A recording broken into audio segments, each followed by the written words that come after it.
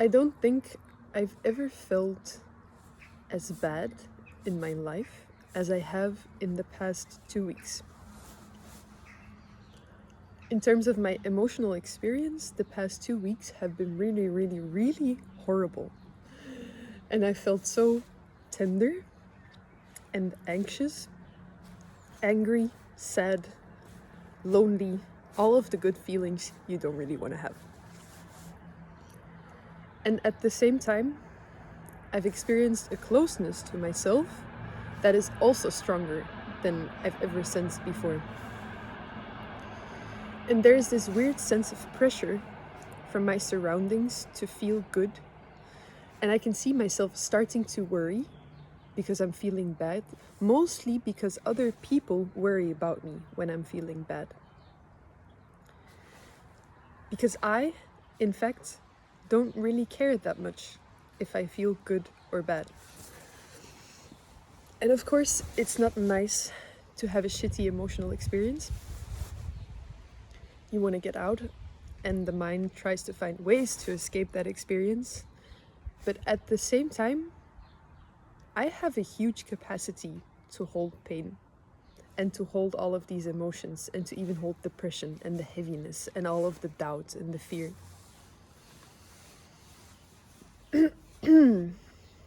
And the reason I tend to isolate in those experiences is because it feels like not so many people are actually able to hold that experience just the way it is without trying to change it.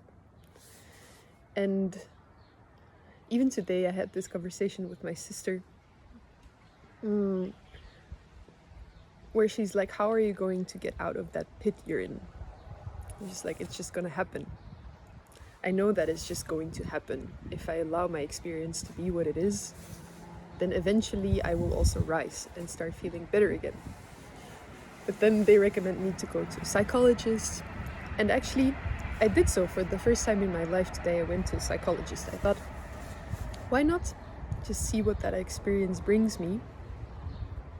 And it was unsatisfactory, so to say, in terms of solving my issue. And I wasn't there to get anything solved either. I don't think the psychologist was intending to solve my problems.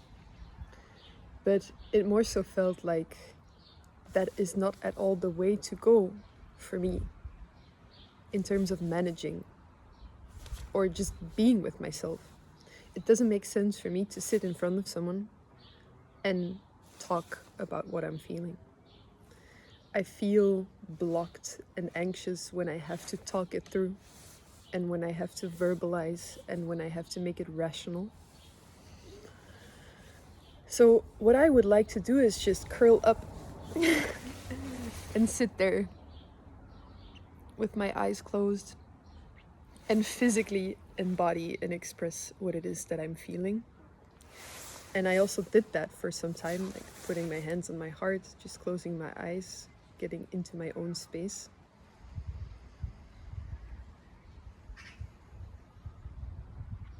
And still now there's this sense of pressure, a sense of feeling restless, a little bit anxious,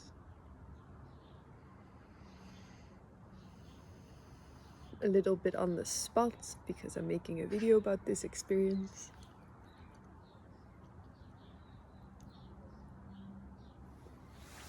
And especially what I was saying earlier, this external pressure, which might also be a product of my own imagination to some extent.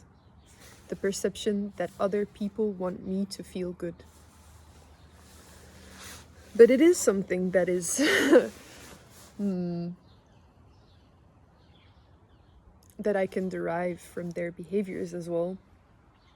And the more authentic I become and express, the more I can see that it makes other people feel uncomfortable or sometimes worry, because my emotional expression is so strong when I'm in it. And when I'm in that fire, that passion of emotion, I don't hold anything back, and I don't want to, because it is the purest force that I have in that moment itself.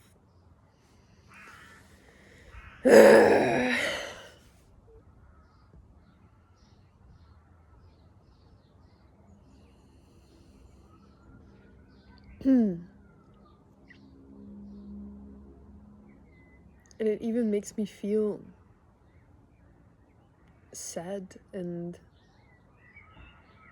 genuinely alienated from other people to know myself as that raw, expressive, emotional force, and then to sometimes show up as a mouse, as like a gray being who is just talking about their emotional experience. Or not even talking about the emotional experience, talking about all these other things that are present in general human beings' minds, instead of bringing into expression that truth of what I am experiencing in that very moment.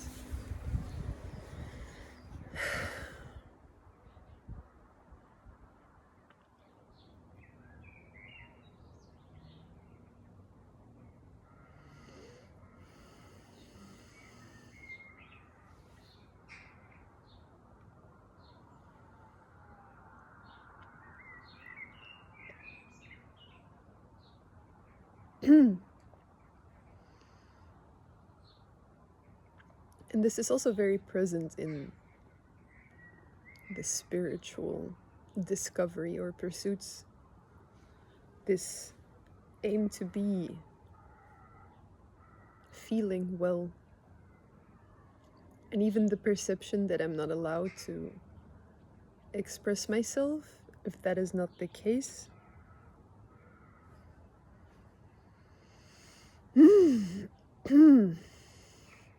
This thought that I should be in a good space with myself emotionally, that I should be high in order to express myself.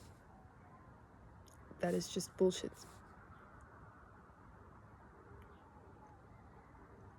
And when I say that I want people to be honest with me, I genuinely mean that. Like, please tell me how you actually feel and think. How you actually feel and think.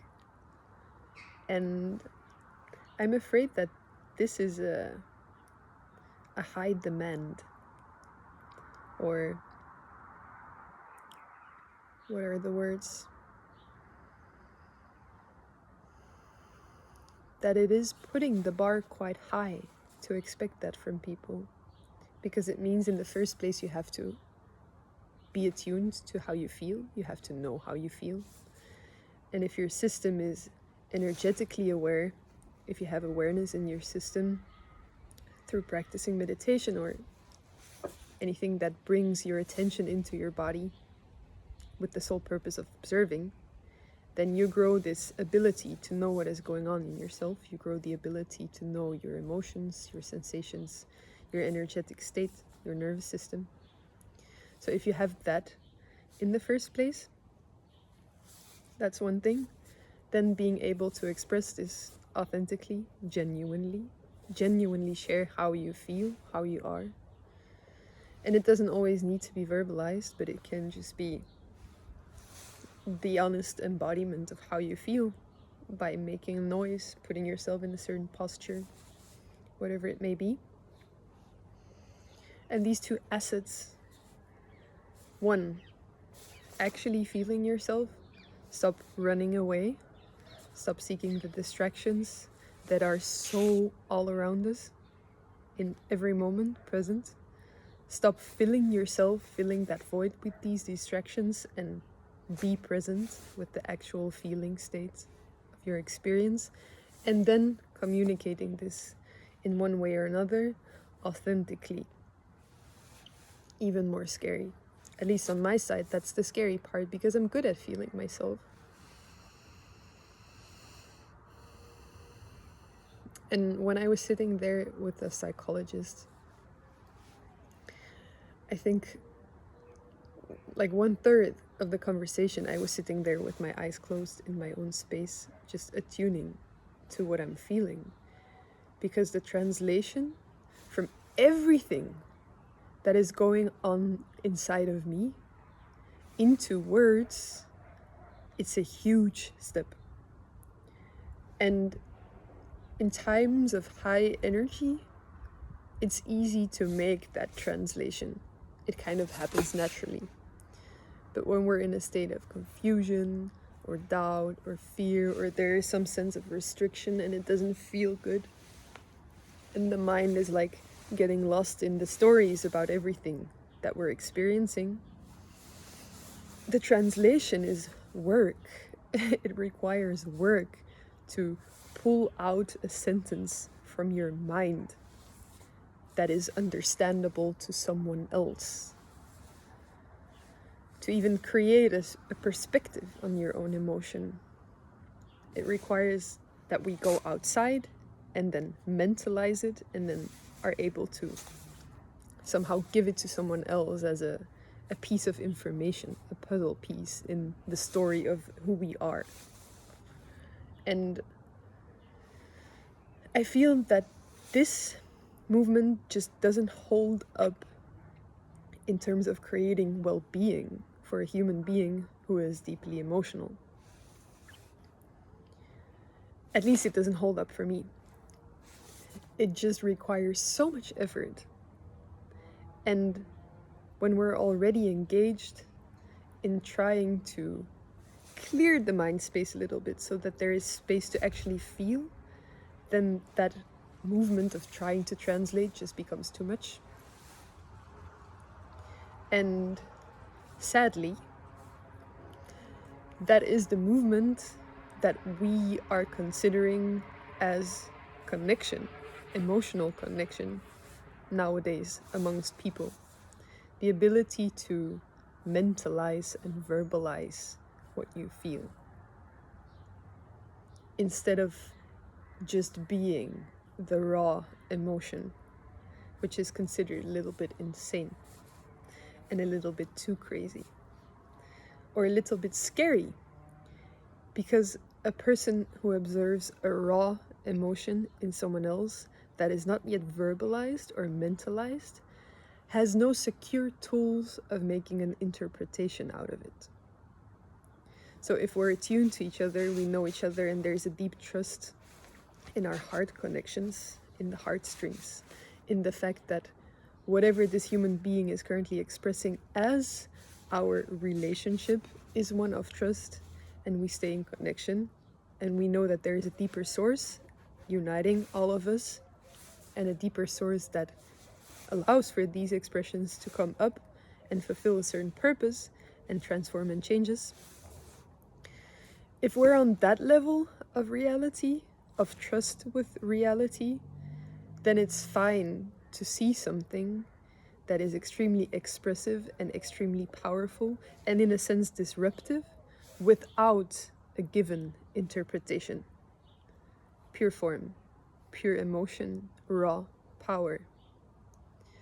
But if we don't have that trust connection, or we don't feel like our opponent or partner or connection is trustworthy in that sense, like in the fullness of who they are, without us knowing what it is that is going on inside of them, then it gets scary. Because what is that raw force and that raw expression? What it is communicating to us, if we don't have the openness of heart to let the communication happen as it happens, in full and raw truth, if we only have the mental gateway, then it is scary, because there is a force coming at us and we don't know how to receive it.